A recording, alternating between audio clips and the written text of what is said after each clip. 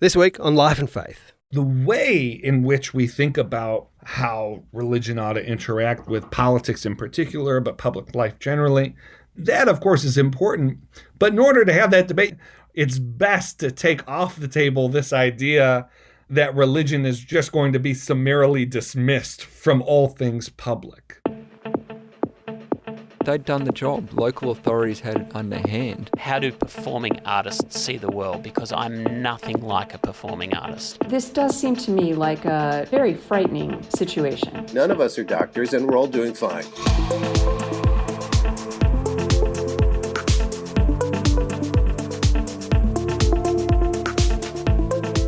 This is Life and Faith from CPX. I'm Simon Smart, and it's good to be back with you after a short break. And I'm really looking forward to today's episode and sharing a conversation I had with Michael Ware. Now, Michael Ware is the founder of Public Square Strategies. That's a consulting firm that helps businesses and not-for-profit organisations and foundations at the intersection of faith, politics and culture. And he had some seriously interesting preparation for that role. Michael Ware worked in the Obama White House for 3.5 years in the Office of Faith-Based and Neighbourhood Partnerships before heading out and leading religious outreach on President Obama's re-election campaign in 2012, and he then directed religious affairs for the president's second inaugural. Michael's book about this period of his life is Reclaiming Hope: Lessons Learned in the Obama White House about the Future of Faith in America. Now, that book was published in 2017, and I was keen to know how much of that hope Michael has retained in the years since. He's an important voice on the place of faith in public life, which makes him an ideal guest for CPX and Life and Faith. I spoke to him from his home near Washington. Now, look, I want to take you back for a moment to a point very early on in your time working at the White House. You're walking towards your first meeting at the Oval Office with a bunch of religious leaders. Now, you are, I think, 20 years old. Firstly, how did you come to be in that position? And secondly, can you describe the emotions of that moment? Yeah, sure. So I came to be at that moment in the most practical sense because we'd won a presidential election. Barack Obama won a presidential election, and I was along for the ride. My first day officially working at the White House, the day of the National Prayer Breakfast. He had announced that morning that he would continue the White House faith-based initiative that his predecessor had started. Mm-hmm. And we were walking to the White House with a group of religious and other civic leaders who would form part of his first President's Advisory Council on Faith-Based Neighborhood Partnerships. And we were heading to the Oval for him to sign the executive order establishing that.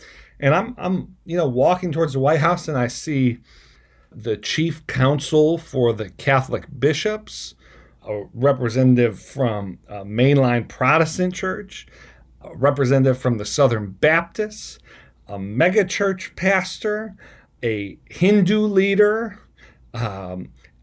Just America's religious diversity. Not only America's religious diversity, but what was important to me was, the president signing that executive order was a recognition that faith actually had knowledge to bring to public discourse. Right. And so it felt like a validation and a vindication of the work I had done up to that point and why I'd supported him. And it was a beautiful day. Let's just back up a bit here to discover how this 20-year-old came to be considered someone the new administration needed at the table when it came to faith issues. What were the steps that got Michael Ware to that place in his young life? In the most mystical sense, God had moved in my life from a relatively young age to where I cared about civics and public life from a very young age.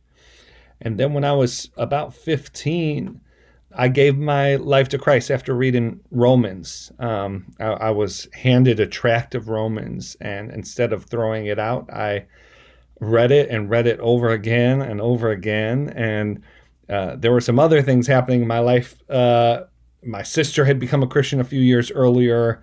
I loved R&B music. And so I was hearing gospel messages through Black music and predominantly Black culture. But the inciting incident was I'd read Romans, and all of a sudden, all of the sort of pseudo-intellectual excuses and reasons that a teenager has for why Christianity is a crutch, and for people who haven't really been through life, like I had it, Right. all that stuff kind of you don't have to believe in Jesus after reading Romans, but you can no longer say after reading Romans that you haven't heard the gospel. You can no longer say that there's no there. And so that led me on a path. For a while I thought, well, now I need to become a pastor. I need to go to seminary, become a pastor, because I just want to do the most Christian thing. But thankfully I had a pastor in my life who said, Michael, look around, there are Christians who aren't pastors. And I thought, that's an interesting observation. So that led me to D.C.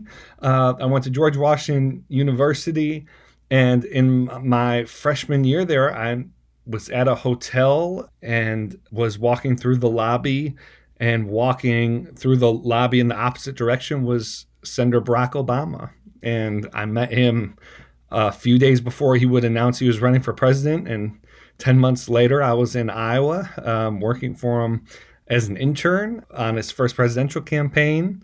And he won the primary, he won the election, and then I was asked to serve in his White House. And so in a practical sense, it was just an amazing, incredible ride that I could not have planned for sure. You worked on the campaign in 2008. Now, hope, of course, was famously the big theme of that, and it captured many people around the world. I wonder what, as you look back on that, what elements of that hope, the sort of hope that was being spoken about there, do you think remained? What was diminished over the years that you were working in this area? Yeah, I think the capacity for people to change and for situations to change and for things to be possible that you would not have thought if you had looked at the raw numbers, at sort of the raw data coming in, that is enduring to me.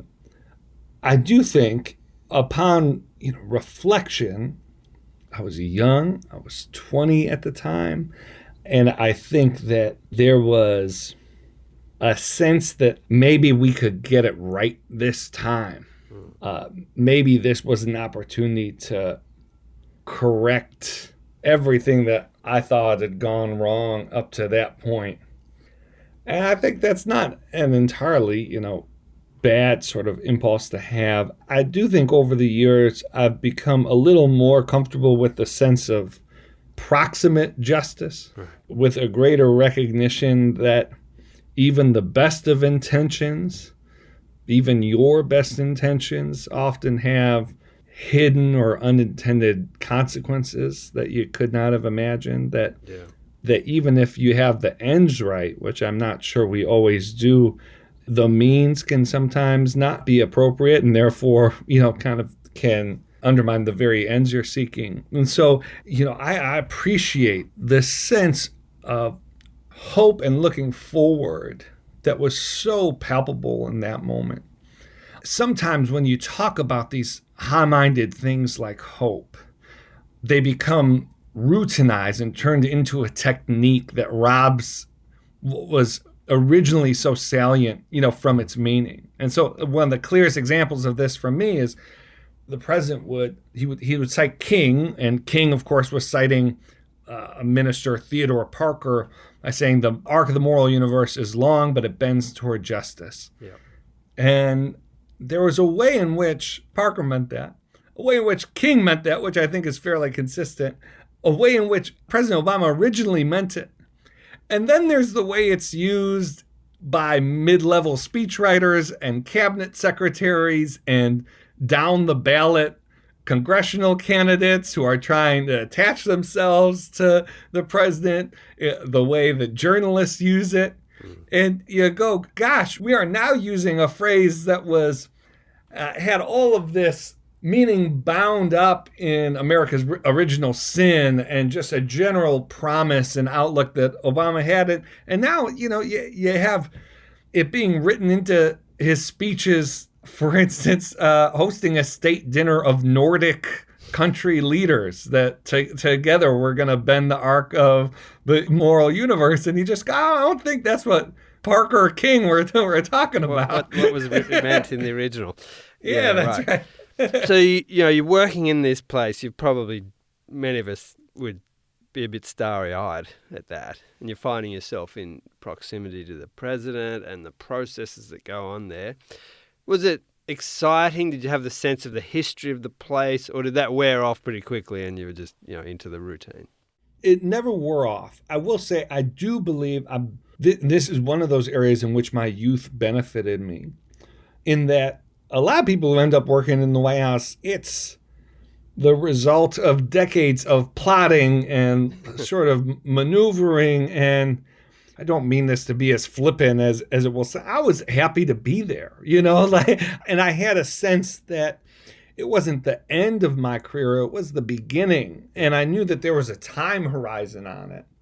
Working at the White House is this, I've never thought about it this way or never said it this way before, but it's this, at the same time, you have this perch of the scope of history. Right. So, you're walking by and like that's literally where, where Nixon resigned and President Lincoln roamed these halls considering the decisions that he would have to make in the middle of the Civil War. And this is where the British came, and all of these things. And at the same time, you have at most 8 years. The president has at most 8 years. You have however many he decides to keep you on for. Yes. And then the baton is handed off. And so it's just this incredible part of the sweep of history. I tell a story in my book about, I was staffing some leaders for the inauguration day parade, and sort of everything had been done. I had a moment to myself where I was just able to watch sort of the events unfold. And I looked to my left, and Martin Luther King III, Dr. King's son, is standing right next to me. And that's the moment that is both fleeting and spans history in such a profound way that how do you process that, Yes. And so it was an incredible experience. At the same time, again, you're working 16-hour days, and I had not racked up a huge savings, unlike some colleagues who go to the White House after they make money. I went to the White House not having much in savings, and so I'm just trying to scrape by with rice and beans and that kind of thing, and just trying to serve the best I could in the limited time I had. So not always the glamorous life necessarily, but that's very interesting. I find that part of your book fabulously intriguing, actually. Now, you did well in your role. You're obviously impressed the right people, and you ended up sometimes working on speeches for the president and slipping in references to C.S. Lewis and this sort of thing. I thought that was great. What was your proudest moment in that kind of role? Because there was a real need, wasn't there, for people who did understand the religious landscape in the US, which is a very complex space. Yeah.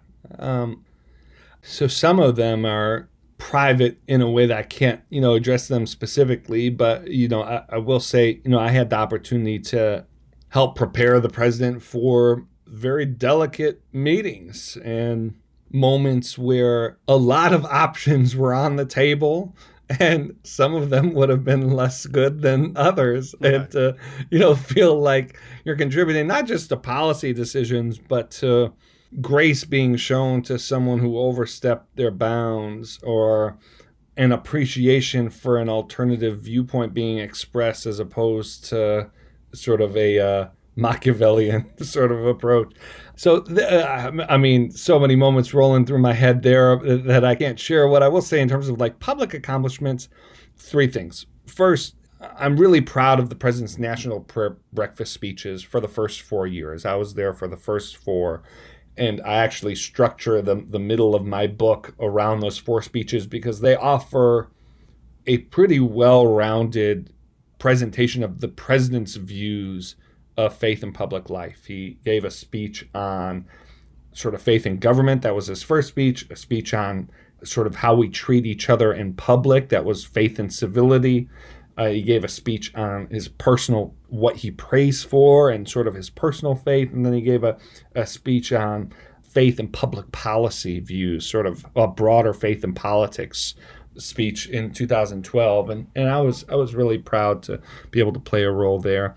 And then, two policy things. The president made permanent the adoption tax credit, which is something I'd worked on for a long time, and that required a coalition of faith-based groups and parent groups and child advocates. And so I was really glad that we were able to get that done. And then finally, I worked with the president to raise America's profile on combating human trafficking. And a milestone with that was he gave a speech in September of 2012 that was the longest speech of any American president on slavery since Abraham Lincoln.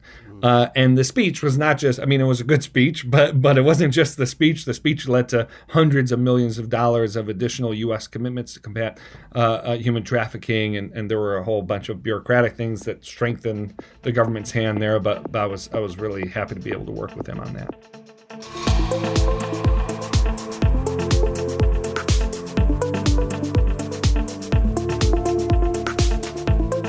This is Life and Faith, and I'm speaking with Michael Ware. Michael spent 3.5 years working in the Obama White House in the Office of Faith-Based and Neighbourhood Partnerships.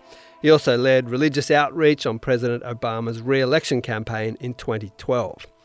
The place of faith in public is a controversial and important topic, and Michael is well placed to comment on this, and it continues to be his main area of focus. Let's talk about faith in public, because this is a very controversial topic, always is, it seems to me. But I was thinking about the role you've seen faith-based organisations in American life and the contribution they've made to social capital, because you do mention this in your book. You have a sense of this, right? Because it's not always widely understood. One of the things I really appreciated about working with President Obama is that this is something he did not grow up in a particularly religious household. People don't understand this. The president's time as a community organizer, he was funded by the Catholic Church for that organizing. And there are multiple sort of modes of community organizing. There's door to door. You could work through various kinds of, the kind of organizing he did was through churches. Right. And so from a very personal level, he understood the role that religious organizations play in the lives of communities in most need. And so that's something that he took with him to the White House. And I got to see that up close, working for him and working in the faith-based office. Whether you're talking about disaster relief, where it's often religious groups are on the ground first, before Red Cross, before anybody, before the government.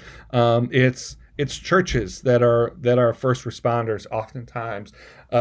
Whether you're talking about childcare and education and the just infrastructure supporting children in this country, whether you're talking about health, and obviously there's a global sort of Christian contribution to even the idea of a hospital. But in America, religious institutions account for a significant percentage of the hospital beds in this country. And so you just go down areas of need, and the contributions of not just Christian, but of religiously motivated people and institutions is undeniable. And it's not transferable. I think a lot of people tend to think if it wasn't getting done because in the name of religion, it would be done. Someone else would do it. Someone else would do it. And there are people who are not religious who are doing that. There are non-religious, hospitals, whatever. But there's a portion which would not be filled if not for the contribution of faith. And that's just, we've just talked about social service delivery. When you talk about the legacy of human rights or liberal democracy, we could talk about the contributions of Christian resources to so much of what we take for granted now in a way that's really important to know and be aware of. Now, that may well be true, but when it comes to politics and public life, plenty of people in Australia and probably in the US, would say, look, leave your faith at home. That's a private matter. Yeah. I want to ask you, why can't faith be just private? Yeah. So before I worked for him, in 2006, Barack Obama called this idea a practical absurdity. And I think he was right, particularly when you're talking about representative forms of government. If there were no religious people in America, I would not want religious influence in American politics. To ask for a politics without religious influence in a nation where 70% plus believe in God, where 40% say religion guides their daily decision-making, is not just absurd, it's anti-democratic. You're actually trying to lay down a barrier to citizens actually being themselves in public life. Right. Now, I think the way in which we think about how religion ought to interact with politics in particular, but public life generally, that, of course, is important. But in order to have that debate, it's best to take off the table this idea that religion is just going to be summarily dismissed from all things public. But I think behind it is this sense that it's done a lot of harm. Right. People have, with these religious commitments, have done a lot of harm to people. And a lot of us who are saying, well, we don't believe this stuff. Why should we have to have your kind of imposition? Yeah. We might have some sympathy with that, right? I absolutely understand that. I think it is, though, a way of trying to win on an issue or set of issues without actually engaging in deliberation. It's a way of trying to disqualify people from even entering the public square so that you don't have to hash it out in discourse. And it's not a healthy way to proceed. I would say one thing that will help, two things. One is a general public understanding of the ways in which religious ideas undergird so much of what we assume. Mm-hmm. And then for Christians, and let me just speak to Christians specifically, for Christians to engage in public issues with an eye towards the public good, not just sort of special interest claims or sort of self-representation.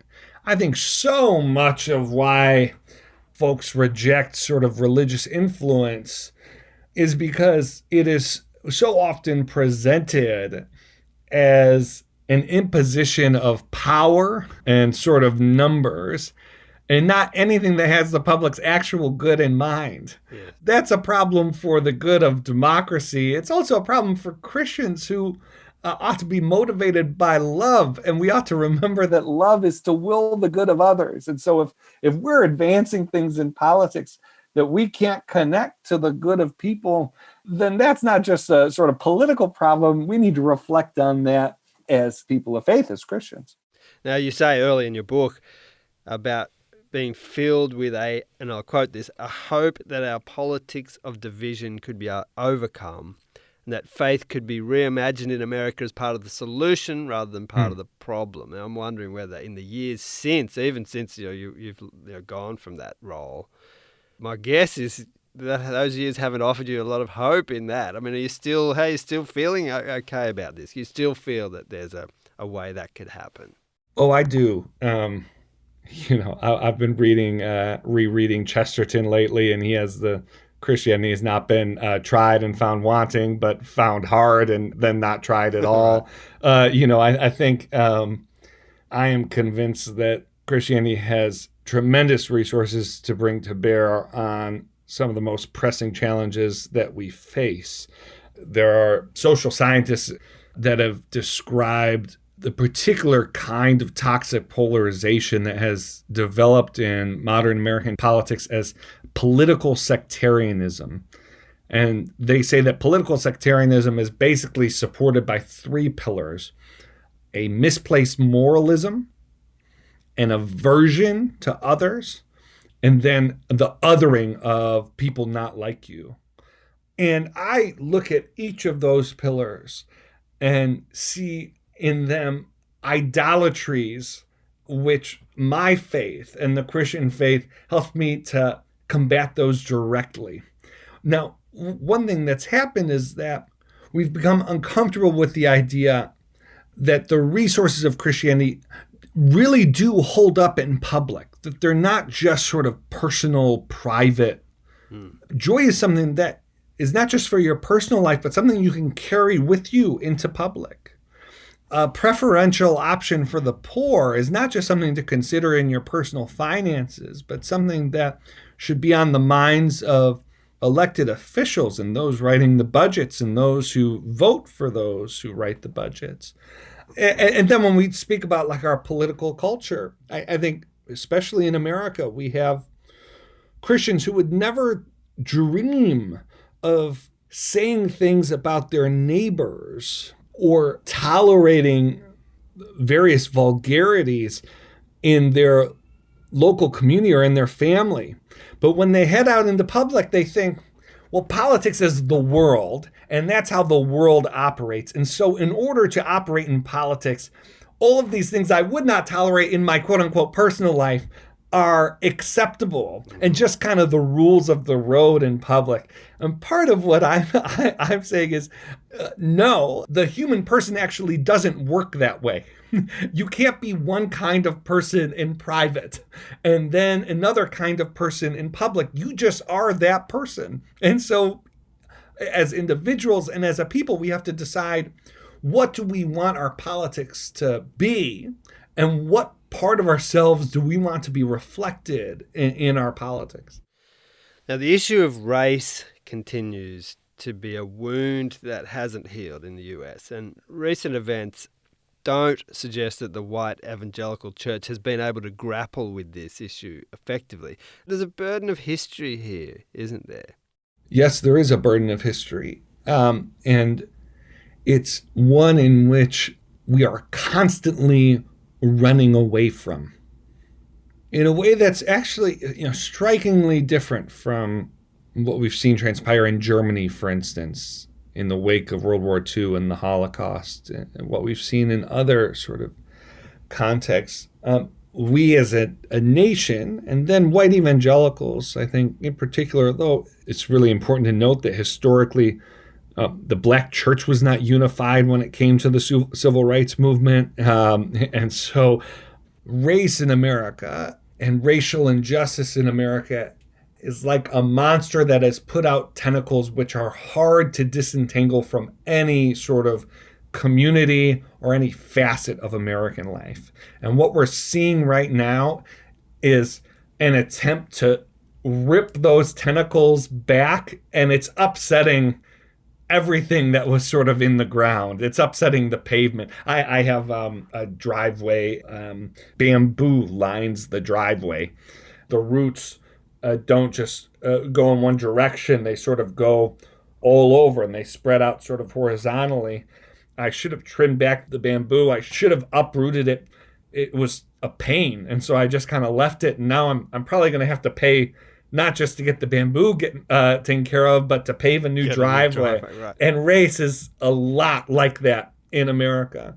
Now, church, again, this is an area where, I think that there are some bright pockets. Even in what is sort of termed sort of white evangelicalism, I think that there are pockets of people doing important work. And then I'd also say the language and the resources that have helped this country make its most important progress on this front have been religious resources. And I actually don't think that that is going to change in the short to medium term. I think that the Christian resources of repentance and forgiveness and repair and justice and Imago Dei, those are resources that, frankly, we can't afford to do without. What it will require is a Christian confidence that those resources are relevant. It will require a real humility from folks who are used to always be the ones setting the terms of conversations and debates to not feel like that is always their responsibility. But I tend to look at what we're going through right now as a nation as a tilling of the ground from which new things can be born. And that's what I'll be working toward. Now, Michael, you're big on the idea of Christians being part of public life in a manner that serves the common good. That's a big theme of your work. Now, I wonder what would be the shape of that service broadly, to the extent that everyone would think it's good news that the Christians are here at the table. Great question. So, a few things. One is Christians, they aren't the only ones who have the ability to do this.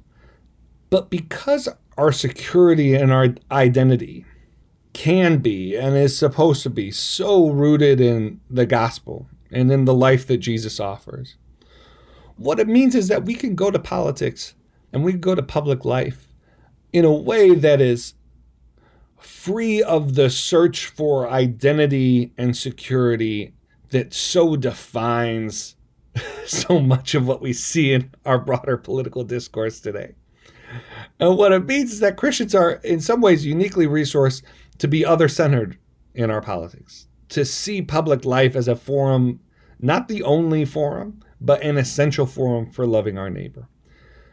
And it doesn't mean that we'll agree all the time. Either, A, it doesn't mean that Christians will agree with other Christians all of the time. It also doesn't mean that the general public will agree with Christians all the time. But if Christians got into the habit of viewing their actions in public as not devoid of self-interest, I don't think we need to suggest that, but as other-centered, if that was the kind of language that we used, if that actually informed what we prioritized, then I think we'd be in a much healthier place. And then, I just say there is an anxiety to our public discourse right now where Christians can provide real relief, which is not to, sometimes folks hear this and go, yeah, the way to downplay the anxiety is to sort of suggest that none of this really matters.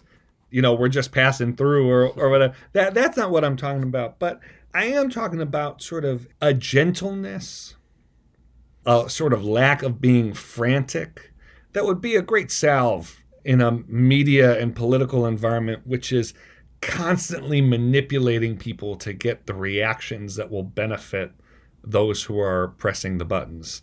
And Christians can provide something of a safe harbor from that. One last one. House of Cards or West Wing? These are popular television programs. One, very idealistic. The other, really Machiavellian and dark.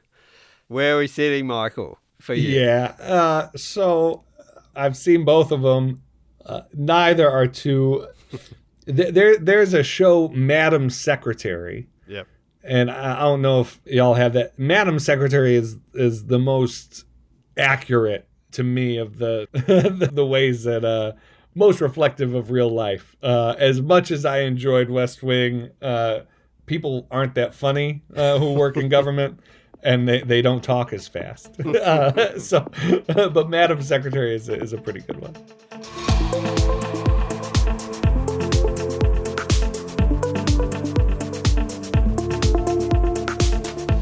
This has been Life and Faith with me, Simon Smart. A huge thank you today to Michael Ware. You can check out what he's up to these days at Public Square Strategies. And his book, Reclaiming Hope, Lessons Learned in the Obama White House About the Future of Faith in America, comes highly recommended. Please do share this episode with someone you think might enjoy it and leave us a rating or review. We'd love to get some of your feedback. Next week. I don't like work-life balance. I think that it implies that work is a different thing from life, and I think that if we're doing work right, it's a part of life. Balance is important though. Balance in all things is a great idea, and making sure that everything we do is sustainable.